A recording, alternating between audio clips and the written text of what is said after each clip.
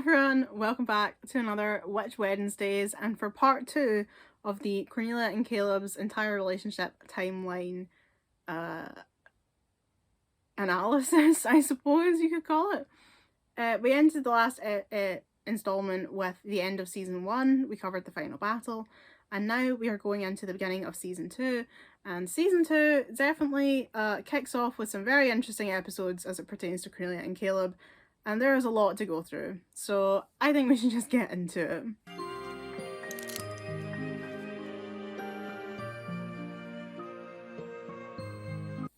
So season 2 actually starts out on a high with Cornelia and Caleb dancing together at a celebration party on Meridian, but damn, that joy does not last long, because within minutes we are plunged into Cornelia and Caleb's 6-episode long breakup arc.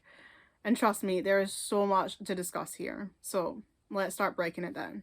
All of a sudden, we cut to Cornelia and Caleb standing by a fountain. We don't get to hear what the beginning of the conversation was like, but what we do hear is Cornelia responding with, "What do you mean you're not coming back to Heatherfield? Wake up, rebel leader, the good guys won. You're out of a job." Cornelia, it's my duty to help Queen Elion. Many of Phobos's minions are still at large in Meridian. You're choosing Meridian over me? Try to understand. Oh, I understand. I just don't care. It's Blanc I'm really gonna miss. Blondie, no worry. Blanc visit Earth soon. Great. and so as much as neither of them say it, this is effectively the end of their relationship. But actually, I think the fact that neither of them do say it is quite significant, and I'll explain why later on. Now, we'll be going through the question of who was right and who was wrong quite a lot over the next few episodes, but in this particular situation, I think Cornelia is wrong. I don't really understand why she assumed Caleb would stay in Heatherfield, living in Helen's basement in a crappy bed surrounded by crates and a photocopier, rather than going home, going back to live in the world that he just spent the, best part of however many years trying to liberate from evil. I kind of feel like he wanted to save it from evil so that he could live there in freedom along with the rest of his people. I don't know, like maybe I'm crazy for thinking that. The real reason he was on Earth to begin with is because he was on the run from getting killed by Cedric. He was there for his own protection, not because he just really, really likes Earth. I think it's completely reasonable that he'd want to go back and live on Meridian, and honestly I don't know why that means they had to break up at all, considering in the previous episode Cornelia said she's going to go back to Meridian every week to visit Elion and have dinner with her, so why couldn't it work between them? Unless Cornelia just really wanted Caleb to always be there, to just be down the street whenever she needs them, but I don't know. We never really get an answer to that question, but bad communication is the name of the game when it comes to Cornelia and Caleb throughout the next few episodes, so... And as I say, I'm not entirely sure both parties even knew this was a breakup, but I'll get to that.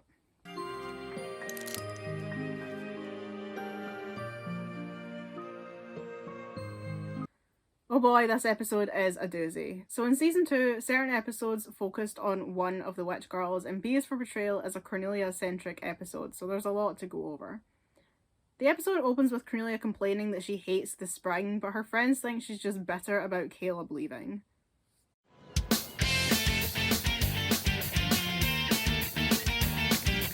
Have I mentioned how much I hate the spring? Cornelia, he's just a guy.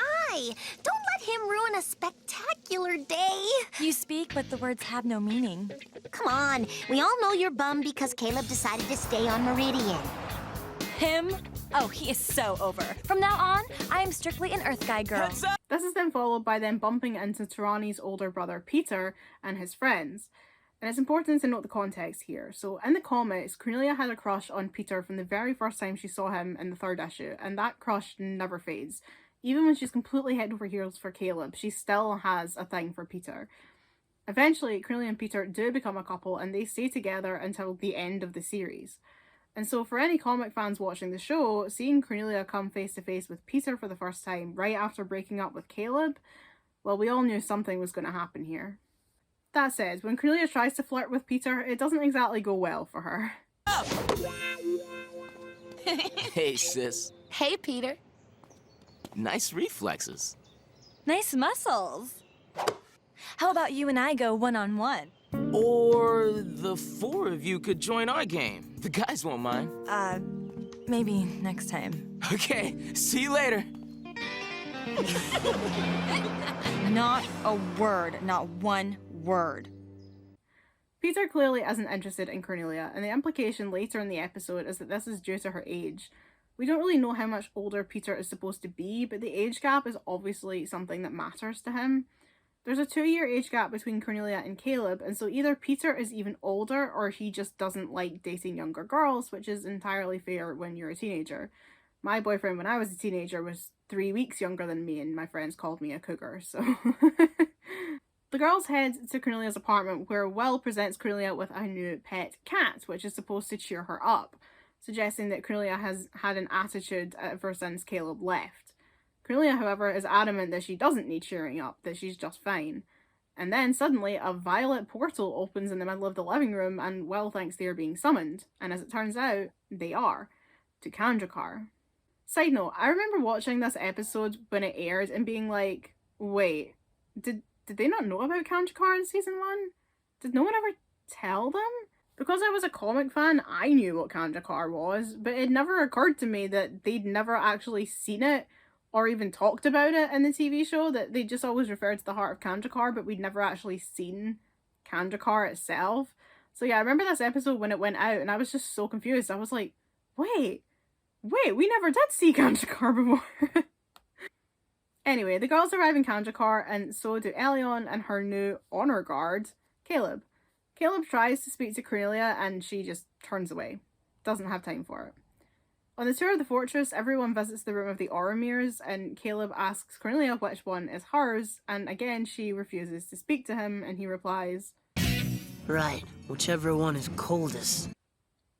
And this is part of my point about whether Caleb knows that they are broken up or not, because he seems totally happy to speak to her and then genuinely surprised that she's not wanting to speak to him.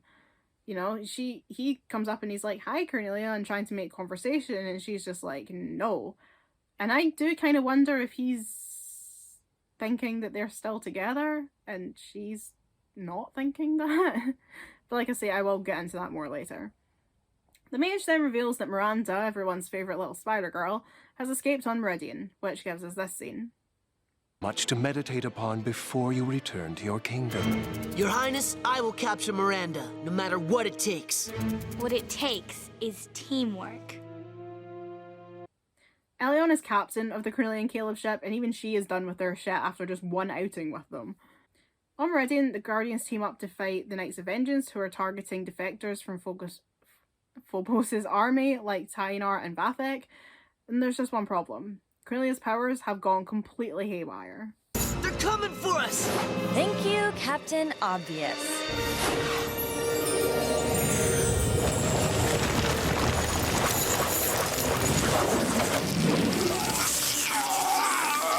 Ha! Top that, Mr. Meridian can't live without me. That's great, Cornelia. Now dial it down a bit.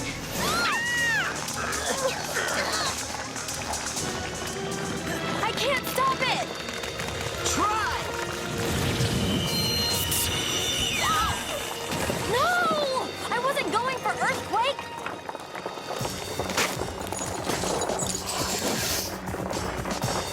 Hey, guys! Did you get free? Vathek, no! So there's a lot going on here. Cornelia insults Caleb and then tries to show off to him, but then loses control of her powers and causes the Knights to escape with Vathek. A nice moment in there, though, is when Cornelia is yelling that she can't stop it and Caleb says, try. I'll elaborate on that later. He's trying desperately to help her, you know? He can see that she's struggling, something's gone wrong, and he's trying to help. Even though she's mad at him, even though she's acting really horrible to him, he's still trying to help her. And I think that's nice. The team are heading through the woods after the failed battle, and Cornelia attempts to apologise for what happened, but that also doesn't go very well for her. I'm sorry. I don't know what went wrong with my powers. It wasn't your powers. It was your head, as in that thing that wasn't in the game. Excuse me? Well, you were kind of hyper about showing up a certain someone. Showing up or showing off? Oh, like I need to show you anything. My powers are amped up. Whatever I tried came out huge. Oh, like your ego. Enough! You two can hate each other all you want, but learn to work together. Tynar and Vathek need our help. Honestly, the dramatic head turn from Cornelia gets me every time. But what I find interesting here is that Caleb doesn't actually seem mad at Cornelia. She is personally responsible for one of his best friends getting captured, but he's not angry with her. He smirks when he says that she's showing off. He's only annoyed when Cornelia starts acting all pissy with him. Will says the two of them can hate each other as much as they want, and maybe they do. After all, the opposite of love isn't hate, it's indifference. Hate is a passionate emotion, and Cornelia and Caleb are nothing if not passionate. The team follow the Knights to their hiding place in this sort of rocky chasm thing. Caleb goes full anime and starts like flipping all about the place, and the Guardians use their powers, all except Cornelia, who is simply trying to avoid getting hit. Caleb sees this and questions what she's doing. Cornelia, what are you doing? Attack! My powers betrayed me! No! They're spectacular! Show me what they can do! I'll show you, Spectacular.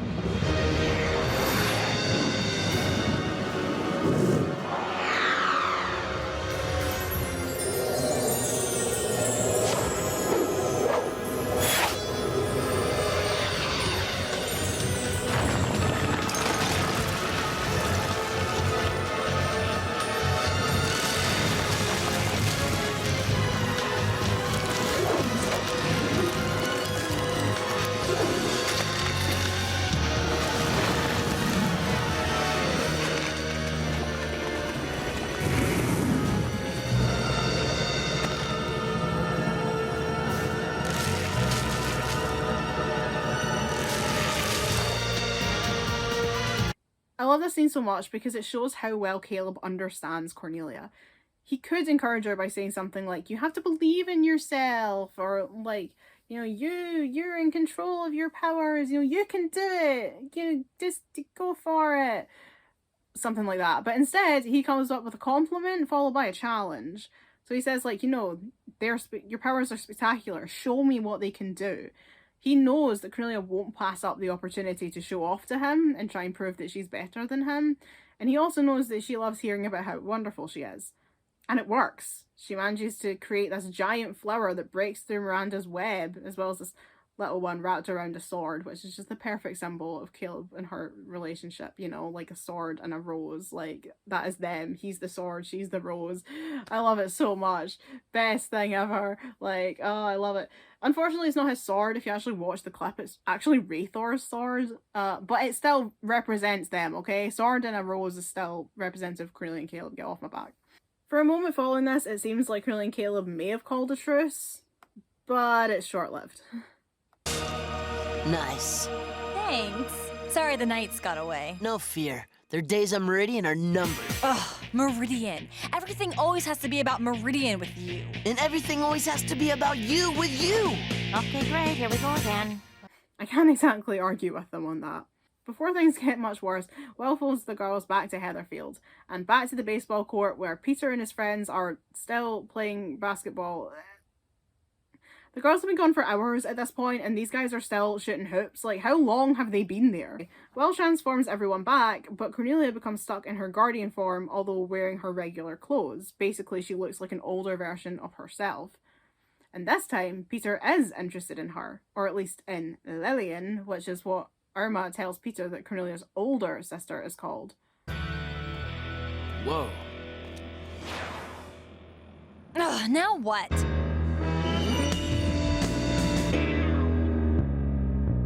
I know this is gonna sound like a line, but haven't we met before? Duh! No big mystery, bro. This is Cornelia's older sister, Lillian. Hi, I'm Peter. I could have sworn Cornelia had a younger sister. Silly you. Got a jet, but I'll see you around, Lillian. Sure. Lovely. Now she changes back? Okay, why is she so cheerful? She nearly blew our cover. Her powers are wig. Caleb's still... Irma, let her have her moment. And that's where this episode ends. Thankfully, the next one has exactly one moment to talk about, so let's go.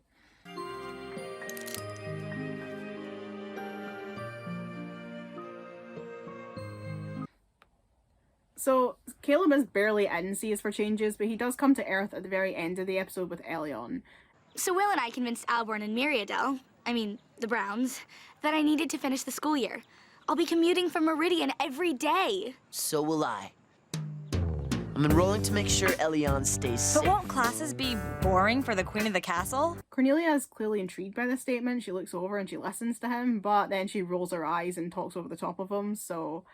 You know, I'm not sure she's particularly happy to find out that Caleb is going to be at school with her every day. And that's all there is for Seas for Changes.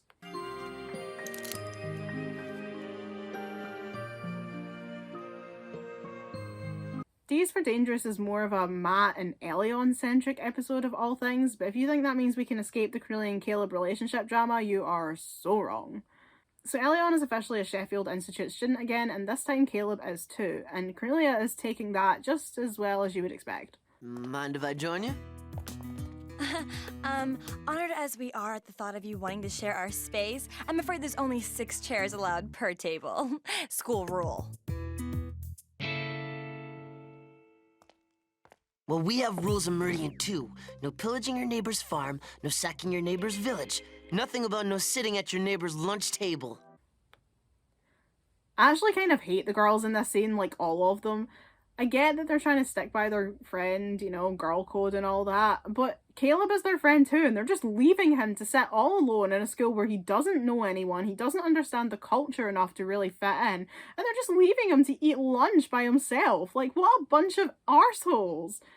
Cornelia's been a petty cow. Leave her to sit and eat by herself. Someone go and keep him company, for the love of God. Like, Will, you know, Halen lived with him for months. You could go and sit with him. Will and him have always had a great relationship. You can go and sit with him. He's supposed to be protecting Elion. She could go and sit with him. But no, they all just continue to sit with Cornelia. Like, I am so mad at all of them at this point. This poor boy does not deserve any of this shit. And he doesn't deserve the crap that Cornelia keeps throwing at him in these episodes. And I just feel so bloody bad for him. Anyway.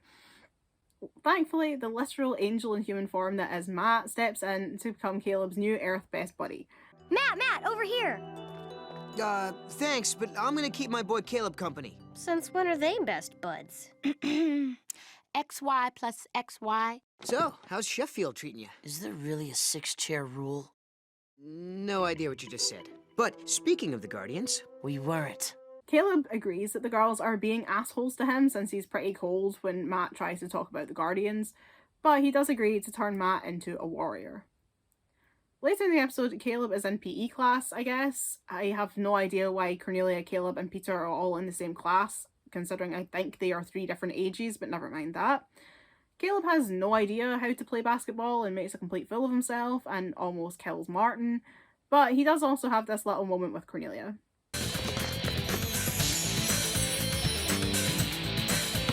Because he's still besotted with her, so when he looks at her, he still just sees perfection. My heart breaks for him. My heart breaks for him in these episodes. You don't understand how bad I feel for Caleb in every one of these 6 episodes that makes up this breakup arc. I feel so terrible for him. But Cornelia is less than impressed when Caleb totally fails at the game, and he's trying, okay? Like, he's really trying. This poor boy. Over in Meridian, the Annihilators are attacking the marketplace. Cornelia tries to fight back, but it doesn't work because they are pretty much indestructible, and she ends up pinned against a wall and her attacks aren't doing anything. But she's pulled out of the line of fire by, you guessed it, Caleb. And she thanks him in typical Cornelia fashion. See? Not so tough. Just cranky. Okay, I may have spoken too soon. Mr. Huggles! Cornelia! Yeah, no trouble at all.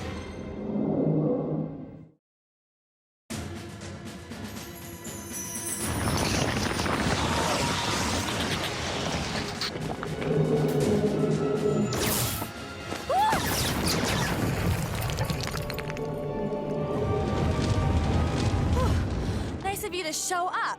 Blunk still got bad aim with Tonga Tooth. Being late all Blunk's fault. Well, then make up for it. Find Mr. H. It's actually quite funny contrasting this to how she reacts to him saving her in Eyes for Illusion later on in the season, but we'll get there. Cornelia and Caleb decide that the middle of a battle with indestructible demonic creatures is the best place to discuss their relationship, so then we get this scene. If you're not gonna help, then get out of the way. Come on! You can't still be mad at me. I'm on Earth every day. Yeah, for your queen's sake, not mine. You wanted me in Heatherfield, now I'm there. What difference does the Y make? Ugh. This is actually a really important scene because it leads into F is for Facades, which examines how Cornelia and Caleb truly do not see this situation the same way. Caleb thinks that Cornelia is mad at him for staying in Meridian, so the fact that he's on Earth should rectify that. But Cornelia is mad at him for choosing Meridian and Elion over her, something that hasn't actually changed because he's only back on Earth to protect Elion, so he's on Earth for his job. And that's basically the problem, is that Cornelia feels like Caleb picked his job over his relationship with her. And so him coming to Earth to do his job, him coming on Earth to protect Elion, hasn't changed the situation at all in her eyes because, as she says, he's on Earth for his queen's sake, not hers. But Caleb can't understand why she's mad at him because he doesn't realise that's why she's mad at him in the first place. He doesn't realise that's what he's done wrong. And this is what I mean about this bad communication, because if the two of them just spoke to each other instead of yelling, if she just told him, I'm mad at you because you picked your job over me, he would know why she's mad at him, and he wouldn't be so confused, and he wouldn't be like, what have I done? I don't get it, like, I'm on Earth. And the more that he tries to justify why she shouldn't be mad at him, the more mad she gets, and it just gets worse and worse and worse, because they aren't communicating, they aren't talking about the actual problem that has caused this entire debacle. They're just yelling at each other and getting absolutely nowhere. So neither of them are on the same page at this point. And here's how this whole does Caleb know that they're actually broken up thing really comes into play. He says, you can't still be mad at me. And I genuinely feel like he didn't know that they were broken up. I think he thought that Cornelia was just mad at him and he was just kind of waiting for her to cool down and get over it and things to go back to normal. I don't think he realised that in her eyes, they are over. Like, their relationship is done and she's trying to move on with her life because they are so bad at expressing themselves and communicating. So they, like, don't realise. Cornelia and Caleb have got two completely different views of this situation. He thinks, in my opinion, that they are just going through a rough patch in the relationship, whereas she thinks the relationship is done and she's obviously now interested in another guy. And that, I think, comes into play even more in F is for Facade, so I'll talk about it a bit more there, about how they both got this so wrong. And once again, if they just had a damn conversation, these things wouldn't happen. But the fact that they can't get through to each other is just making them more annoyed at each other, which is just creating this vicious cycle, and this is now what we're dealing with. Caleb asks Matt why Earth girls are so impossible, and Cornelia whacks him on the back of the head with her hair. Okay, mister, show me the ropes. Why are Earth girls so impossible? Dude, books have been written. Then, just before they leave, Caleb tells Cornelia that her and the rodent, Mr. Huggles, will make a fine couple. And once again, I want to lock these two in a windowless room until they sort things out. And that's it for this episode, apart from something which I'm pretty sure is an animation error, but I'm going to include it anyway. Right at the end of the episode, the group are talking outside of the Sheffield Institute, and Cornelia and Caleb are clearly in conversation with each other, and they are smiling. And they hate each other again by the next episode, so I don't think this actually was meant to be here, but I just think it's interesting because, like, if you freeze frame this shot, you can see that the two of them are clearly having a conversation with each other, and they seem to be getting on fine, and it's like, what? Unless they're smirking at each other because they're throwing insults at each other, but I don't think so. But yeah, I think that was just the animators not really thinking logically about that scene.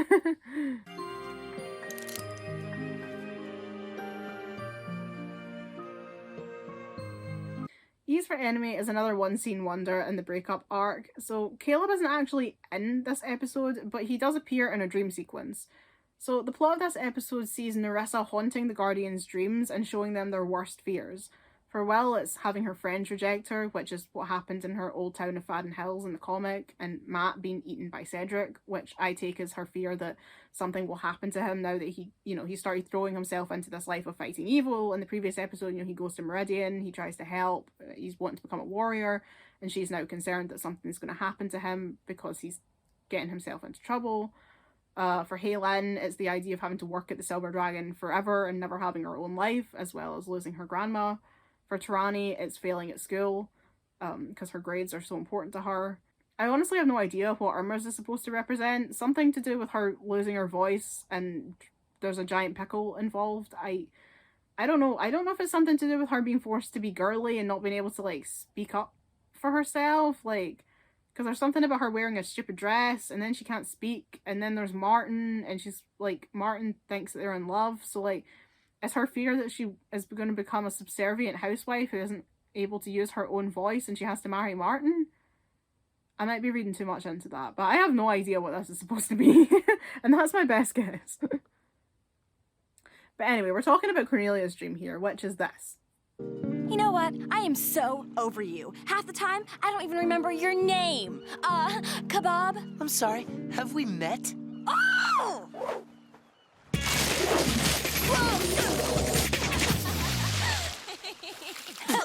Ha ha! Cornelia, help! Cornelia! Caleb, no!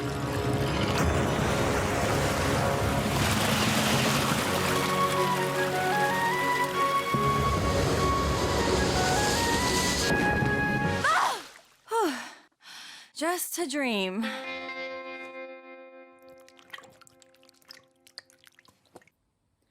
As we can see, for Cornelia, her worst fear is losing Caleb. It doesn't matter that they broke up and that she currently can't stand to be around him. She's still terrified of something happening to him. She's terrified of him dying. Scared of being unable to save him when they're out fighting evil, that he's going to get taken and hurt and killed and she can't protect him. Like when she couldn't save Vathic and B is for Betrayal because her power is messed up. What if it happens again? She can't save him.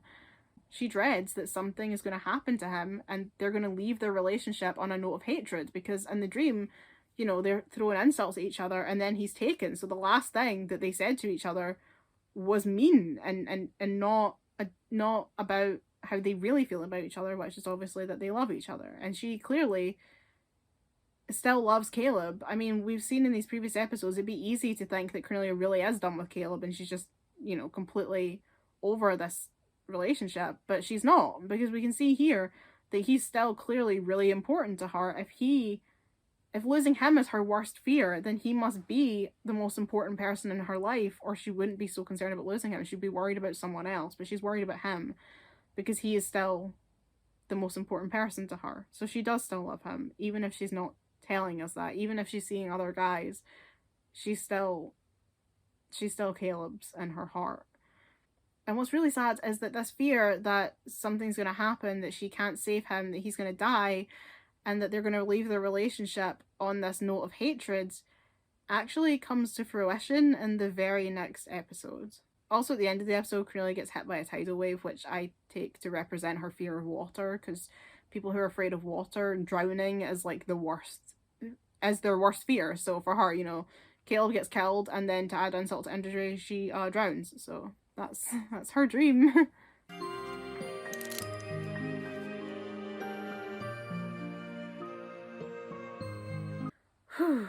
Okay, here we go. The magnum opus of the Cornelia and Caleb ship. You might want to take a comfort break or something, maybe get a snack, get a wee drink, because we're going to be here for a while. If I remember right, I think I wrote 7 pages on F is for Facades in this script. So yeah, get hype. We're going to be here a while. Get hype and get comfortable. We pretty much need to talk about every scene of this episode, so there's a lot to go through.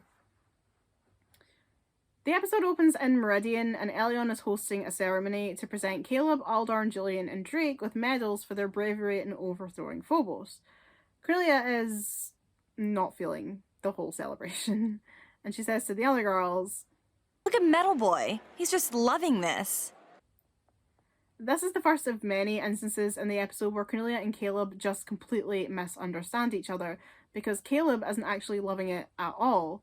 In fact, he tells Aldorn that it's embarrassing and he wishes that he was working instead. So the fact that she thinks that he's loving it, you know, that line is juxtaposed with him being like, this is embarrassing. So they're not on the same page at this point in time. I have to get back to my post. I'm supposed to be on duty. Wish I was. This is embarrassing. While they understood each other so well in the past, at the moment, they just don't. They're so polar apart at this point, because I think her anger at him is just clouding everything she even knows about him, where she's just not on the same page as him anymore, because she's so angry at him that they're just in different worlds at this point. After the ceremony, the Guardians congratulate the boys, but Cornelia refuses to play nice with Caleb. There's a lot to unpack in this scene, so let's just watch it and then we can discuss. Very stylish. Yours isn't looking so shiny. Must be a reflection on its owner. Poor guy. He can save the world, but he can't save himself. Cornelia, stop it. You can't still be mad at me. Just because I put my duty to my queen first does not mean... What's Elion's favorite non-fighting evil activity? Drawing. Why? What's mine? Spelunking? Tell me. I want to know. Ice skating. I love ice skating. No, seriously, what is it? You're kidding, right? Going in circles on a frozen pond? I mean, I can't think of anything duller. I can. Besides, it's spring. All the ice has melted. Ha! Oh, great comeback, Caleb. So first we have Cornelia insult Caleb, and even Haylin feels bad for him at this point, because this has been going on for weeks and he's just getting nowhere. Caleb follows Cornelia and grabs her hand, and it's really cute. That's a real fave moment for me. Caleb tries to reason with her, but once again he just completely misses the point. It's such a shame, because he's trying. He just doesn't realise that every time he mentions Meridian or Elion, he's just riling Cornelia up more. He's never going to get through to her if he keeps talking about Meridian and Elion, but he doesn't get that. I'll also always be bitter that Cornelia cut him off before he could finish his sentence, because, like, I want to know what he was going to say. Like, just because I put my duty to my queen first does not mean what? It doesn't mean what? What was he going to say? Because I guarantee it would have been really sweet. It must have been something along these lines. Doesn't mean that I don't still care about you, or doesn't mean that I don't still want to be with you, or doesn't mean that I don't still love you. But we don't get the end of that line. And actually, I think that that's really symbolic of the entire problem that exists between Cornelia and Caleb during this arc, is that inability to communicate. He's trying to tell her, you know, at this point, he is actually trying to talk to her. What I was complaining about in Days for Dangerous is the fact that they won't have a conversation. Now here, he's approached her. He actually wants to talk to her about their relationship, and she cuts him off and won't listen to him. And that's the thing, is that it's bad enough that they don't communicate very well when they are having a conversation. They're just yelling at each other. But when he is trying to actually have a civil conversation and to talk about this relationship, she cuts him off and she won't listen. This is then reflected later in the episode at the end when Cornelia tries to do the same to him. When she tries to talk to him about their relationship, he cuts her off because he doesn't want to hear it. And it's this problem where if they could just have a conversation without either it turning into a mudslinging match or them talking over each other, not listening to each other, if they would just sit down and speak and listen to what the other one has to say, they could have sorted this whole debacle out. But they won't communicate. It's infuriating. And I just think it's really funny, because that happening twice in this episode is just really symbolic of all of the problems that they've been having up until now, is the fact that they won't listen to each other. Anyway, once again, Cornelia is seeing red because Caleb mentioned Elion, and so she asks a really important question. She proves that Caleb knows Elion better than he knows her at this point, and that's what I meant in D is for Dangerous, you know? It's not just that Caleb chose Meridian, he chose his job, he chose Elion over her. And no girl wants to think that her boyfriend cares more about his job and about her best friend than her. Like, this is... Like, she doesn't blame Elion, she's not mad at Elion, but, like, Elion is her best friend, and her boyfriend is spending more time with her best friend than he is with her. Like, there's no way that doesn't hurt. Like, that's... You can understand why she's bitter about that at this point, you know? Like, I do still think she's in the wrong, but I can understand why she's bitter, and I can understand why she's mad that Caleb can't see what she's trying to tell him. Like, he can't see why she's annoyed. He can't see what he's done wrong. He can't understand that she's not angry at him for leaving. She's angry at him for choosing his job and choosing Elion over her. And if he just got that, I think they would probably be in a lot better situation by now. Caleb obviously realizes how bad this looks for him, so he tells Cornelia he wants to know what her favourite activity is, because he cares. He wants to know. He's interested in her life. But then he manages to once again put his entire size 9 foot in it by making fun of her response.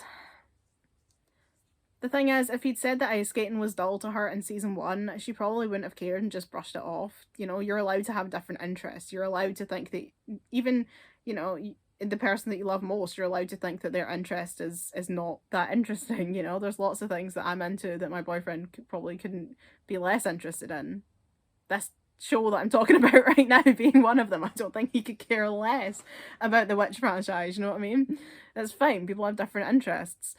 But the fact that they're in such a bad place right now, Caleb making fun of Cornelia liking ice skating it doesn't end well. He seems to have temporarily forgotten that he can't make jokes with her right now. She's not going to respond well to him making jokes. And yeah, she's taking offense to pretty much everything that he says. But also because Caleb is just as hot-headed as her, when she calls him dull, he then tries to hit back with a mean comment, but as he acknowledges, it's a terrible comeback, and that's the end of that conversation. And once again, we've got nowhere. The conversation, he tried to be civil, and it ended up in a mudslinging match, because the two of them are a nightmare, and I hate them. They're my favourite characters, and I hate them. At Cornelia's apartment, Lillian reveals that Cornelia is going skating with a boy, and the girls are surprised to find out that she's going on a date, a non-Caleb date. Will even asks if Caleb knows, which cracks me up, because why would Caleb know? Why would Cornelia be telling Caleb? Like, it's not like they're divorced co-parents, like, they're not even living on the same planet. There's no reason for, like, Cornelia to tell Caleb that she's going on a date. But then again, does Caleb know they're broken up? So, over in Meridian, it's lunchtime, or dinner time. The 5-hour time difference is really hard to keep track of in this show.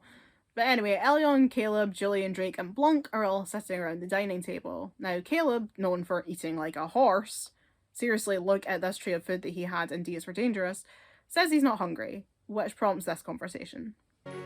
Not hungry. My son seems to have lost his appetite without Cornelia. It's got nothing to do with her. I wish I never met her. Well, I suppose I could use my magic to burn her from your memory. No! Aha! You do care. And don't lie. I'm royalty. Maybe a little. When Caleb speak, that mean a lot. She cares a lot too. Are you really gonna give her up without a fight? This is honestly one of my favourite scenes in the entire series. It's just so good.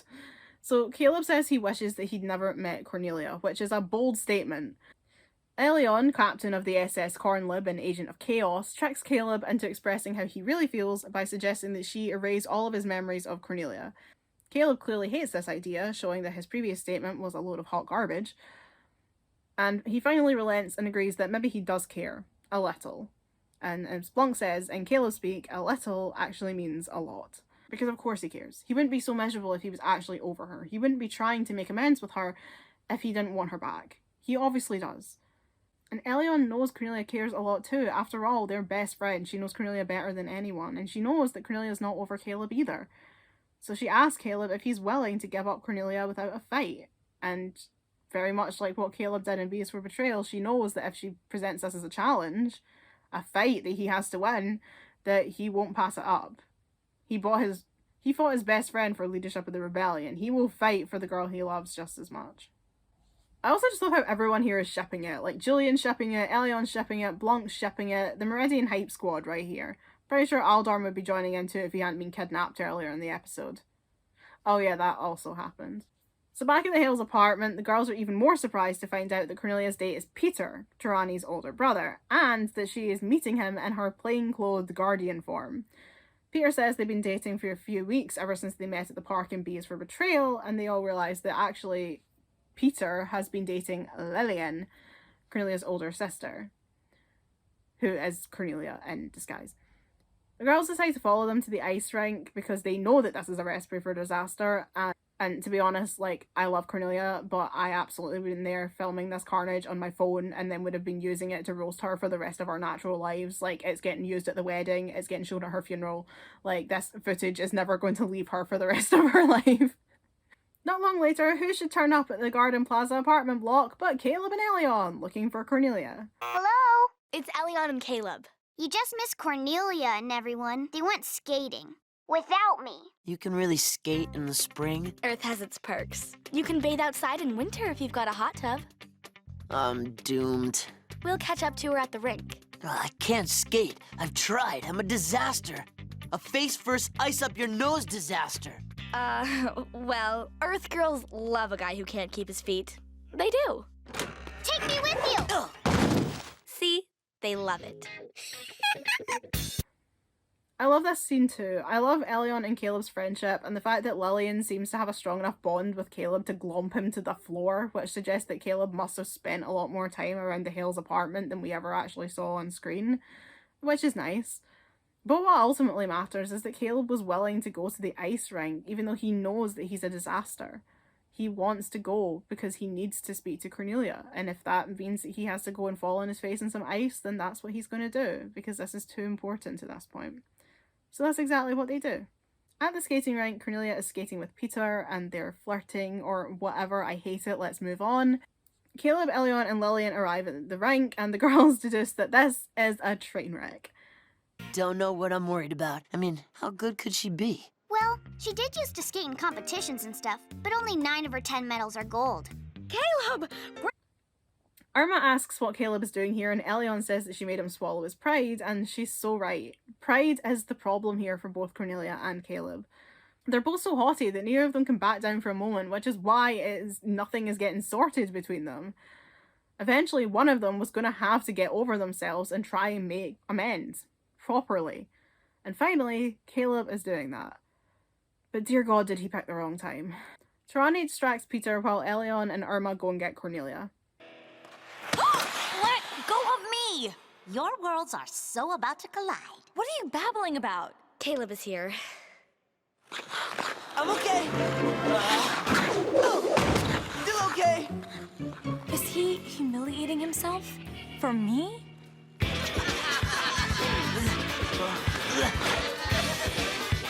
Oh no, he can't see me like this. Here, this'll help. Pink is the new black and white. Oh, I'd rather get caught. Oh, hi. You look nice. Hi. Thanks.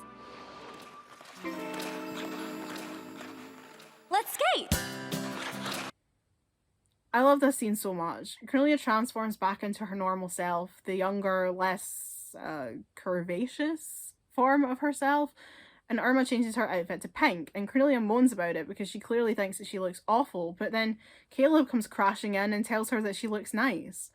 Cornelia thinks she looks bad, but Caleb thinks she's beautiful, and for Cornelia, that, plus the fact the most stubborn, hot-headed, prideful dude in the universe is falling about in an ice rink, doing something he admits to finding dull, embarrassing himself in front of everyone, including his own boss and all of their friends, just to try and speak to her, that's enough for her to finally give him a chance. I also think it's important to look at this in comparison to the comic. So, in the comic, Caleb eventually breaks up with Cornelia because she's younger than he realised.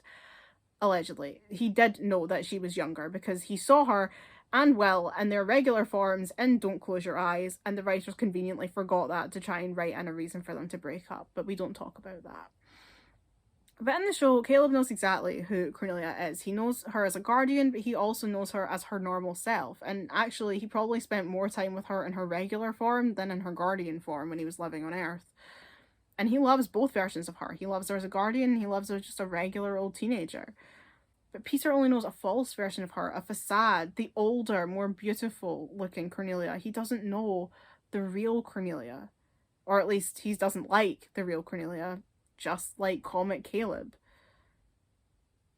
Peter brushed off the real Cornelia, but was infatuated with the older, more attractive Lillian, and I think that's why Cornelia is so charmed when Caleb tells her that she looks nice, because she realizes that he's in love with all of her, and she's currently trying to date a guy who was never going to love her for who she really was. It was never going to work, because he only knew one version of her. She can't bring him round her house to meet her family, because she can't walk in looking like that.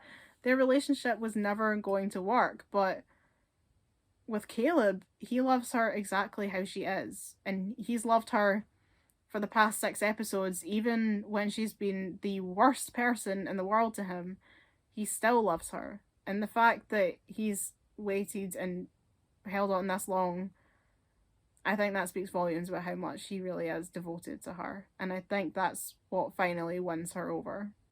And then we get the most chaotic scene ever. Like, just watch. It's unadulterated chaos. It gives me anxiety just watching it. Like, I sent a photo to my friends when I was rewatching this episode to write this script, and I was literally watching it like this. Because this whole scene gives me so much anxiety. Just watch it. This is Phil, rocking and rolling the Vanderbilt Rick. Phil, how about bringing down the lights to help a friend out? Create a mood. Groovy.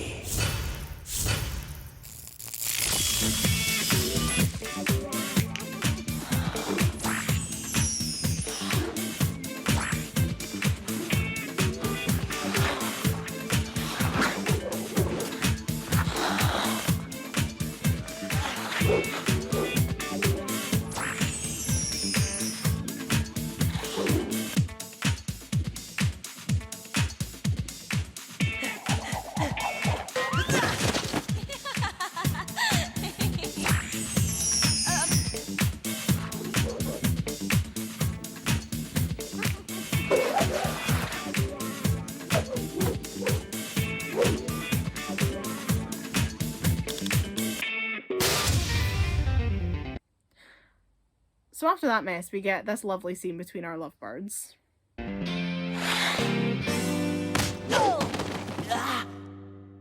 Cornelia, I'm really trying. And I've got the black and blue marks to prove it. Give me 5 minutes and I'll meet you outside. Deal. Now let me just turn in these shoes of death. For a moment, it seems like everything is good. Cornelia has seen that Caleb does care about her, that he was willing to put aside his pride, to walk away from Meridian for a day, to engage in her favourite activity, that he is choosing her just like she always wanted. But moments are fleeting, and it's all about to go so very wrong. I'm ending it with Peter. He'll be crushed.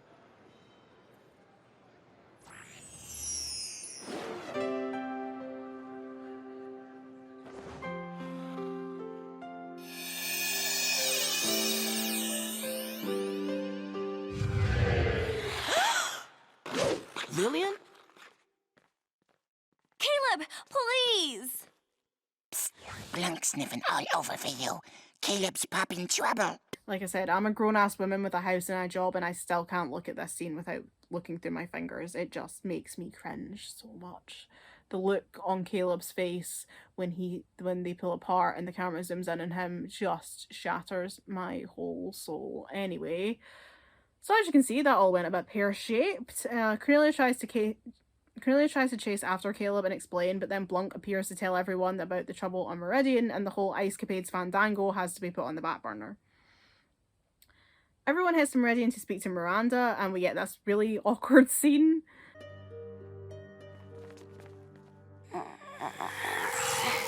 Well, the gang's all here. Tell us where they've taken Julian and Drake, you traitor. And Aldarn. Don't forget Aldarn. You little... Caleb, don't! That's right, Caleb. Don't. Not if you ever want to see them again. Here's how it'll go.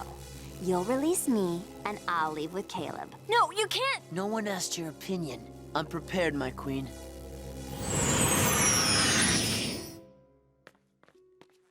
See, isn't it nicer when we all try to just get along?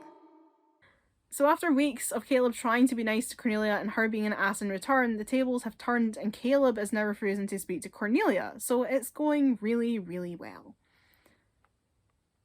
Cornelia obviously doesn't want Caleb to go with Miranda, since she and the Knights have been rounding up Elion's top guards to presumably kill them, and that's going to include Caleb.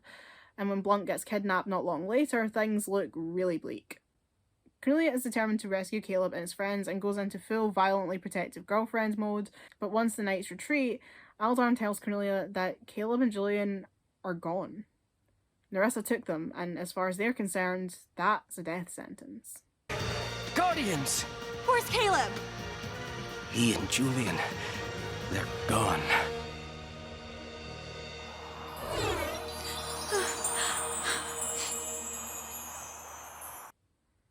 Everyone heads back to the palace, and Cornelia is either crying or in numb silence the entire time, trailing behind the others as they walk up the palace steps, and eventually her legs just give out from under her and she collapses in a heap of shaking sobs.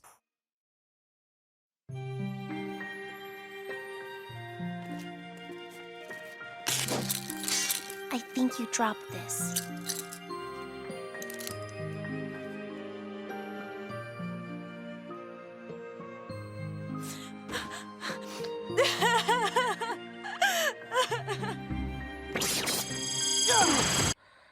Her worst fear from her nightmare has come true. Caleb was taken by evil and killed, and she couldn't save him, and more than that, they left things on awful terms. When they parted, he hated her, and presumably when he died, he still hated her, and now she has no time to make amends. She can't ever make it up to him because he's gone, and she can't tell him how sorry she is for what she did, and now it's all over, and she's lost the person she loves most in the world, and is now facing down a future where he doesn't exist. Because even when she hated him, at least he was there, but now he's gone, and she's alone. But this is a Disney cartoon, so obviously Caleb isn't dead, like, come on. Besides, we've got so much more to cover, like, obviously he can't be dead. If he died then, that was be the end of the video, and we've got so much more to talk about. So, no, Caleb's not dead.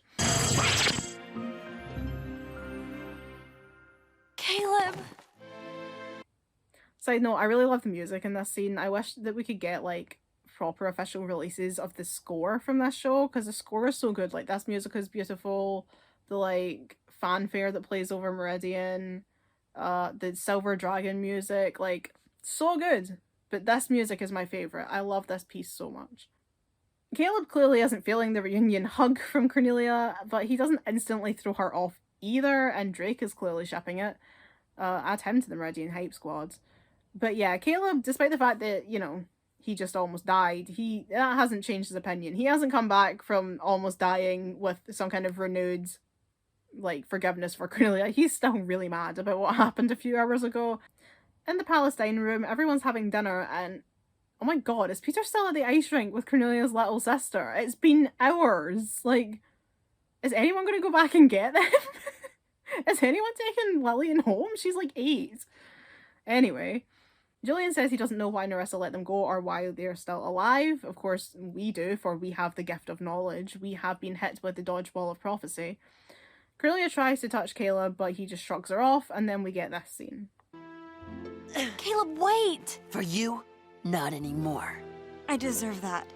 But you have to know, when I thought I'd lost you, all I could think about was... That other guy? No, Caleb, listen! After you made a fool of yourself for me, I decided to break up with him. I swear. There's a lot to unpack in just that little scene. First is Caleb saying he won't wait for Cornelia anymore, which suggests that this whole time he had been waiting for her to make peace with him, waiting for her to come back to him, and now he's done. Cornelia replies that she deserves that, which is in itself huge for Cornelia. Cornelia doesn't ever admit that she's wrong. She doesn't take responsibility for anything. She's very defensive. She's one for trying to pass blame on everyone. So for her to sit there and say, I deserve that, is really big for her. And especially when she's saying that in front of everyone. Everyone's, you know, privy to this conversation. Everyone's sitting watching this go down, and she's just admitting to everyone that she was wrong. That's a big deal for Cornelia. And I think it shows that she has also learned to swallow her pride, just like Caleb had earlier in the episode. She goes on to say that when she thought she lost him, all she could think about was, but she's cut off by Caleb. Again, mirroring what happened at the start of the episode where Caleb tried to speak to her and she cut him off. Now she's trying to speak to him and he's cutting her off. It's the same problem where they won't listen to each other. But this time, Cornelia won't accept that. She is determined that he will listen to what she has to say. So she gets up and she grabs his arms and she tells him that when she saw him at the ice rink making a fool of herself for her, she then decided to end things with Peter. And I think that's what Caleb needed to hear. The kiss wasn't meant to happen, and she's not only coming back to him now because she thought he was dead. I think that's kind of what he thought, because she's like, you know, when I thought I'd lost you, all I could think about was...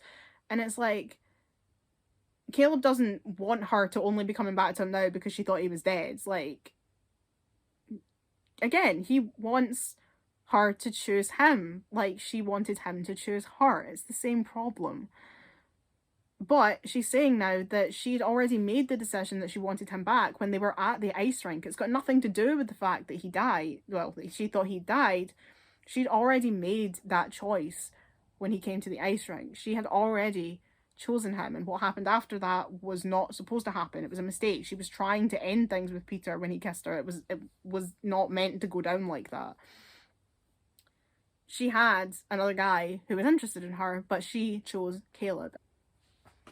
She chose him at the ice rink, just like he chose her when he came to the ice rink to see her, giving up, you know, an important day of work in Meridian for her.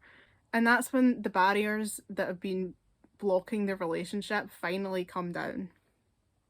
They've put away the facades that they've been wearing since they broke up. They've swallowed their pride. They've listened to each other. They've chosen each other. And they've both faced the prospect of a life without each other. Caleb, when Elion suggested erasing all of his memories of Cornelia, and Cornelia when she thought Caleb was dead. And neither of them wanted that life. They want to be together. And ultimately, that is what they have chosen. When Caleb came to the ice rink, when Cornelia saw him at the ice rink, they chose each other. I'll always be sad that we don't see the conversation that follows this. Like, I don't imagine Caleb just went like, oh, okay then, and then sat back down and everything was just peachy. Like, I imagine that they had... I think there's still a lot that needs to be said between the two of them, and I imagine that they did have a conversation, but it happened off camera, which is a shame because I would have liked to know what they said, but they have a 22-minute runtime and they packed a lot into this episode already, so... The episode ends back at the ice rink where Lillian has finally broken up with Peter, and we get this scene. You alright? You kind of look like you were bumming. Just a facade, sis. She was so serious. I didn't want to hurt her feelings. You were gonna break it off? She wasn't the one. And we've all got to find something real. And I love that. Very important word choice there from the writers. She wasn't the one, and we all have to find something real. Meaning that Cornelia and Caleb are something real, that they are each other's the one, that they are the people who should be together, that they are, to quote Veronica Lodge, endgame. And the episode ends with them hugging and laughing as they skate away into the sunset.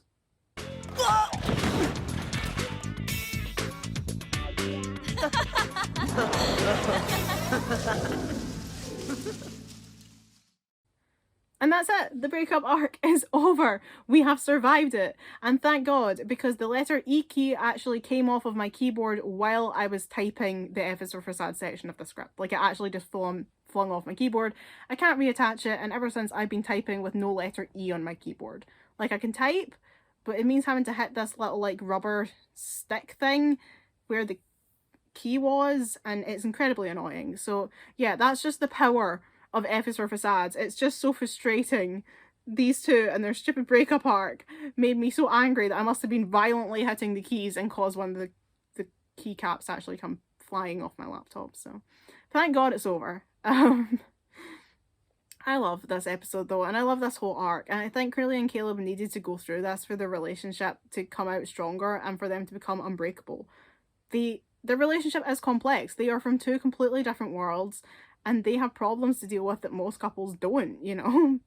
couples don't usually have to deal with the two different worlds thing. So, you know, it's one thing to come from different cultures, but they are literally on different planets. So they have troubles to deal with that other couples don't. And they had to go into a place to overcome those challenges and to make sure that their relationship was in the right place where they could continue forward.